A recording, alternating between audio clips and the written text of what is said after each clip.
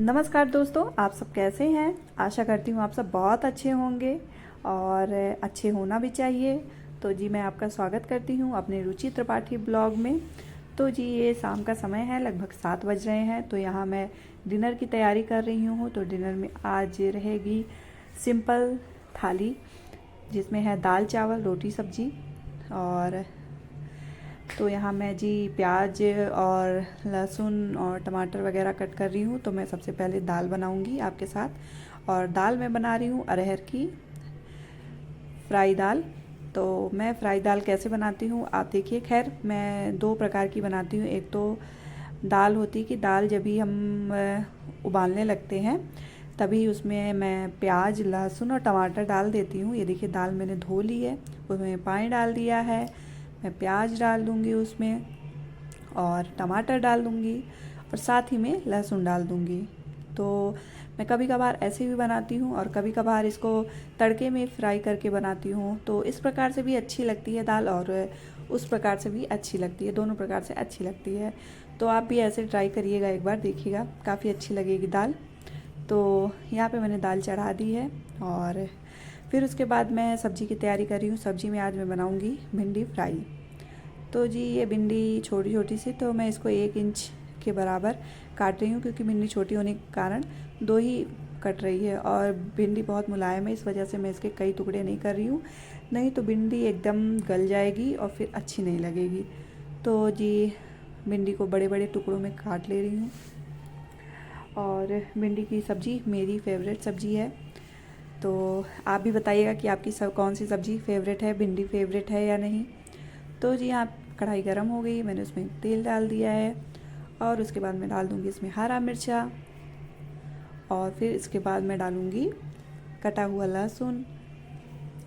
बहुत लोग खाली प्याज और मिर्चा डाल के बनाते हैं और मुझे लहसुन अच्छा लगता है, तो मैं लहसुन भी डाल देती हूँ साथ में। तो जी हाँ मैंने प्याज भी डाल दिया है। तो प्याज को हल्का सा फ्राई करेंगे, ज़्यादा फ्राई नहीं करना है, क्योंकि भिंडी फ्राई करते समय प्याज जल जाएगा।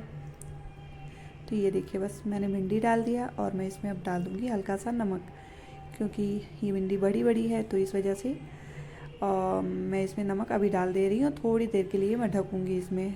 ज़्यादातर लोग भिंडी में नमक पहले नहीं डालते हैं, होने के बाद डालते हैं, क्योंकि मैं इसको खुला ही पकाऊँगी ज़्यादातर, तो इसलिए मैंने थोड़ा पहले डाल दिया है। तो बस मैं थोड़ी देर के लिए इसको ढकूँगी, लगभग 5 मिनट के लिए। तो जी हाँ 5 मिनट हो गए थे। अब मैं इसको ऐसे ही फ्राई करूँगी, थोड़ी लाल कुरकुरी हो जाए तब तक। और एक तरफ मैं चावल चढ़ाने की भी तैयारी कर रही हूँ, क्योंकि दाल हमारी हो चुकी है और दाल मैं इसी कढ़ाई में फ्राई कर दूँगी। तो जी यहाँ मेरे पास बर्तनों के कुछ शॉर्टेज हैं, आप देख सकते हैं, क्योंकि यहाँ सामान लाने में ले जाने में दिक्कत होती है, इस वजह से मैं ज़्यादा बर्तन रखती नहीं हूँ। जितने से काम चल जाए बस उतना ही बर्तन मैं यहाँ पे रखती हूँ। यानी कि जैसे 2 कढ़ाई है, 2-3 भगोने हैं, 1 कुकर है, ऐसे इतने ही बर्तन बस, और ज़्यादा बर्तन मैंने यहाँ पे रखा नहीं है, क्योंकि लाने ले जाने में फिर दिक्कत होती है। तो जी इसलिए फिर उसके बाद देखिए यहाँ पे मैं दाल फ्राई करूँगी। तो यहाँ मैंने डाल दिया है सरसों का तेल, चाहे तो आप यहाँ पे घी भी डाल सकते हैं, लेकिन मैं सरसों का तेल ही डालूँगी। फिर उसमें जीरा डाल दूँगी, हींग डाल दूँगी और कटा हुआ धनिया डाल दूँगी। इससे बहुत अच्छा दिखता है दाल का कलर। फिर उसके बाद दाल डाल दिया, ये हमारी दाल बन के रेडी हो गई। फिर मैं चावल भी चढ़ा दूँगी उसी कुकर में। तो मैं चावल बनाने के लिए बगल कढ़ाई में पानी रखा है, क्योंकि देर हो रही थी, तो इस वजह से मैंने पानी पहले से ही गर्म होने के लिए रख दिया था, ताकि चावल जल्दी से पक जाए। तो ये देखिए मैंने गर्म पानी डाल दिया है चावल में, ताकि चावल हमारे जल्दी हो जाएंगे।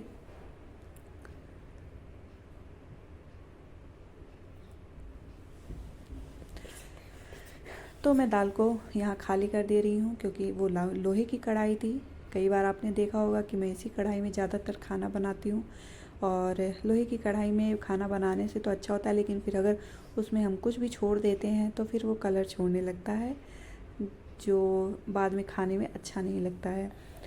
तो कलर छोड़ने का अर्थ ये है कि इसका कलर काला जैसा कुछ हो जाता है, तो वो अच्छा नहीं लगता है। साग वगैरह तो ठीक लगते हैं, लेकिन दाल में थोड़ा काला जैसा हो जाए कुछ अच्छा नहीं लगता है, तो इसलिए। और यहाँ पे थोड़े बर्तन रखे थे शाम की चाय के, तो मैंने वो सोचा साथ में वो भी धुल लेती हूँ मैं, जब तक कि खाना पक रहा है।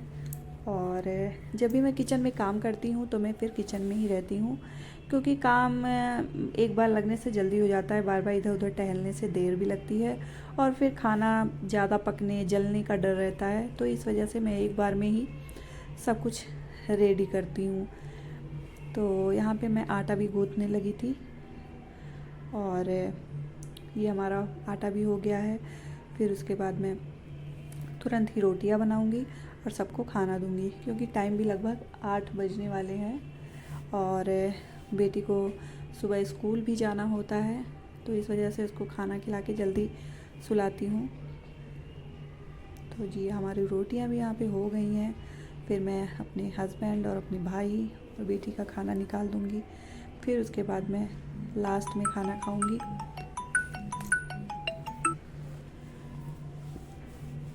क्योंकि लास्ट में इसलिए मैं खाना खाती हूँ, कभी कभार साथ में खा लेती हूँ, लेकिन लास्ट में इसलिए खाती हूँ क्योंकि फिर रोटियाँ उसी के अकॉर्डिंग मैं बनाती हूँ। नहीं तो फिर रोटियाँ जब बच जाती हैं तो फिर बासी रोटी कोई भी नहीं खाना चाहता है। तो जी हाँ, मैंने खाना लगा दिया है, दाल सब्जी, थोड़ा सा सलाद में प्याज रख दिया है, जो कि प्याज हम लोगों को बहुत ज़्यादा पसंद है। चावल रख दिया है गरम गरम। तो ये देखिए थाली कितनी अच्छी लग रही है। और फिर मैं इधर रोटियों में घी लगा दूँगी।